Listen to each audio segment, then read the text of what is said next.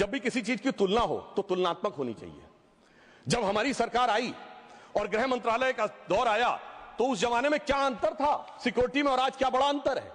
राष्ट्रीय सुरक्षा सबसे प्रमुख दायित्व है, जैसा कि हमारे साथी ने कहा लॉ एंड ऑर्डर तो स्टेट का सब्जेक्ट है, पर राष्ट्रीय सुरक्षा गृह मंत्रालय की बात मैं पूछना चाहता हूं। हमारी सरकार आने से पहले दिल्ली में धमाके नहीं होते थे क्या? मुंबई में नहीं होते थे? चंडीगढ़, गुवाहाटी, लखनऊ, फैजाबाद, जयपुर, नागपुर, हैदराबाद, कौन सा ऐसा शहर का जहां धमाके नहीं होते थे? चलती ट्रेन में धमाके, चलते बस में धमाके, लोकल ट्रेन में धमाके, और लिखा रहता था बस अड्डे पे धमाका, रेलवे स्टेशन पे धमाका, लिखा रहता था छूना नहीं, धमाका हो जाएगा। मगर इसके बावजूद आज वो केवल दक्षिण कश्मीर के 4 जिलों तक सीमित हो गया है। इसके बावजूद इतना बदला हुआ नजारा नजर नहीं आता है। यह दर्शाता है कि कितना पूर्वाग्रह की दृष्टि है। और यह भी मैं बताना चाहता हूं, इस सरकार, पिछली सरकार के शासनकाल में जांच के अंदर किस प्रकार का कार्य हुआ, मैं 2 चीजों का उदाहरण देना चाहता हूं। समझौता एक्सप्रेस केस दुनिया के इतिहास का इकलौता केस होगा कि पहले वहां सरकार जांच कर रही थी कि पाकिस्तान ने कराया, अचानक यू टर्न ले लिया और तथाकथित हिंदू आतंकवाद पे आ गए। किस आधार के ऊपर? आरोपी के रूप में असीमा आनंद जी का जेल में इंटरव्यू। मैं पूछना चाहता हूं जेल में इंटरव्यू कैसे हुआ? बजाय इंटरव्यू लेने वाले पे कार्रवाई होने के पुलिस के सामने दिया गया बयान एडमिसिबल नहीं होता है और इंटरव्यू के आधार के ऊपर चेंज कर दिया। जबकि डेविड कोलमैन हेडली की तीसरी पत्नी फौजिया का अमेरिका में दिया इंटरव्यू है जिसमें सीधे सीधे उसने कहा कि यह पाकिस्तान का इन्वॉल्वमेंट था। दूसरा उदाहरण देना चाहता हूं, इशरत जहां केस। यह दुनिया के इतिहास में इन्वेस्टिगेटिव एजेंसी में एक अद्भुत उदाहरण होगा कि पहले भारत की आईबी और सीबीआई दोनों कह रही थी कि इशरत जहां आतंकवादी है, फिर अचानक सीबीआई ने स्टैंड चेंज कर दिया और कहा वो आतंकवादी नहीं है। मगर सभापति महोदय, आईबी चीफ कहते रहे कि वो आतंकवादी है। यानी ऐसा विचित्र उदाहरण था कि एक ही सरकार की 2 एजेंसी एक दूसरे के खिलाफ बोल रही थी। और जब हमारी सरकार आई और वो हलफनामा बदलने का आधार पूछा गया तो सभापति महोदय फाइल गायब थी।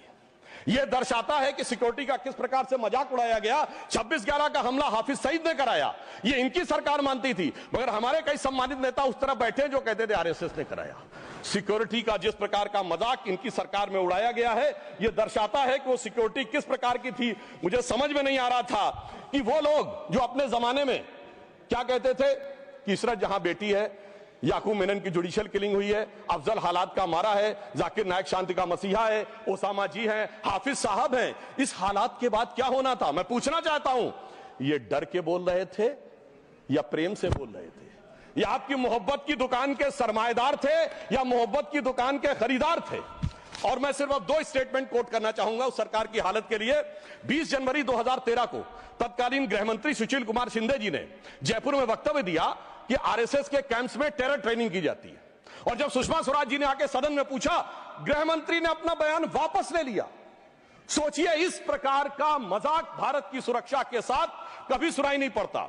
और 14 जुलाई 2011 को कांग्रेस के एक चिर युवा नेता जो चिर क्रोधित और चिर आक्रोशित रहते हैं, उन्होंने एक वक्तव्य दिया था, but terrorism is something that is impossible to stop all the time. यानी हमेशा के लिए आतंकवाद को रोकना मुमकिन नहीं है। सभापति महोदय, जिस सरकार का चाल चलन ऐसा था उसके हालात में रोकना मुमकिन नहीं था, पर आज मोदी जी की सरकार है तो मोदी है तो मुमकिन है, वो हमने करके दिखाया। मैं दूसरा बताना चाहता हूं उदाहरण। एक दौर था जिस जमाने में 26/11 हमले के बाद से पहले 2007 में आंतरिक सुरक्षा के लिए नीति क्या थी? हवाना में जाके यह कहा कि पाकिस्तान आतंकवाद से पीड़ित देश है। यह भारत सरकार का ऑफिशियल स्टेटमेंट था। 26/11 के हमले के केवल 9 महीने बाद जुलाई 2009 में शर्म एल शेख में ज्वाइंट डिक्लेरेशन में बलूचिस्तान का उल्लेख आया और यह कहा गया टेरर के अटैक से टॉक्स प्रभावित नहीं होंगी। मगर सभापति महोदय, जो हमारी सरकार आई तो हमने कहा टेरर के साथ टॉक्स नहीं होंगी। और जब से मोदी जी की सरकार आई है, हमने इस बात को बिल्कुल साफ साफ कर दिया है। और इसीलिए पिछले 11 साल ऐसे जब कोई औपचारिक द्विपक्षीय वार्ता नहीं हुई, सभापति महोदय, क्योंकि जब से हमारे गृह मंत्री जी आए हैं, हालात में जानते क्या बदलाव आया है? उस जमाने में थे, अब गुरु गोविंद सिंह जी के बाज उड़ते हैं। और जिसे हम अपने लखनऊ की भाषा में कहते हैं कि अम्मा मियाँ वो दिन लद गए जब उस्ताद लल्लू खफाकते उड़ाया करते थे। और अब वो बदलाव ये देखने को मिला है।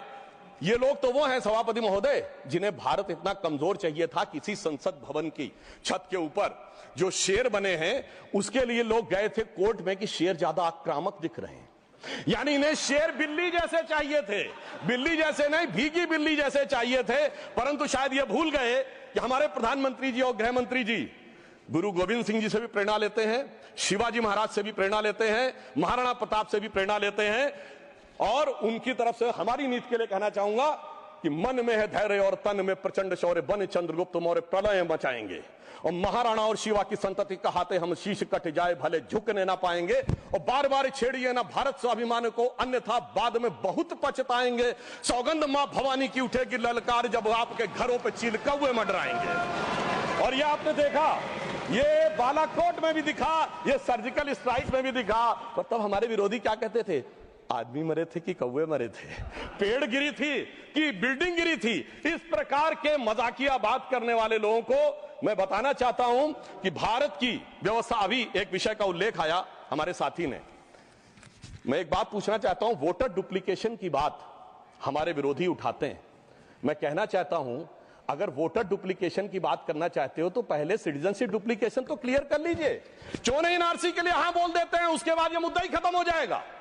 भाई जब आप कह रहे हैं कि वोटर्स को लेकर आपके मन में संदेह है तो एक बार एनआरसी करवा दीजिए, दूध का दूध पानी का पानी। मगर सभापति महोदय, एनआरसी क्यों नहीं करानी है? उसका कारण यह है कि पिछले चुनाव में सबसे बड़ी जीत कहां पे हुई है? असम की धुबरी सीट पे कांग्रेस के नेता रकीबुल हसन 10,25,000 से जीते हैं। और असम के जो हमारे साथी यहां बैठे होंगे, धुबरी को मिनी बांग्लादेश कहा जाता है। तो इसलिए एनआरसी नहीं करानी है, मगर डुप्लीकेशन का मुद्दा उठाना है। मैं पूछना चाहता हूं जो लोग इस विषय को उठाना चाहते हैं। सर मैंने तो बोला ही नहीं, मैंने तो सिर्फ ये तारीफ की वो जीते हैं। I have just put up the facts and nothing personal. I have said he has got the biggest. Sir हमने तो सिर्फ एक डाटा बताया है। Sudhanshu ji, take your seat. One second honourable HM.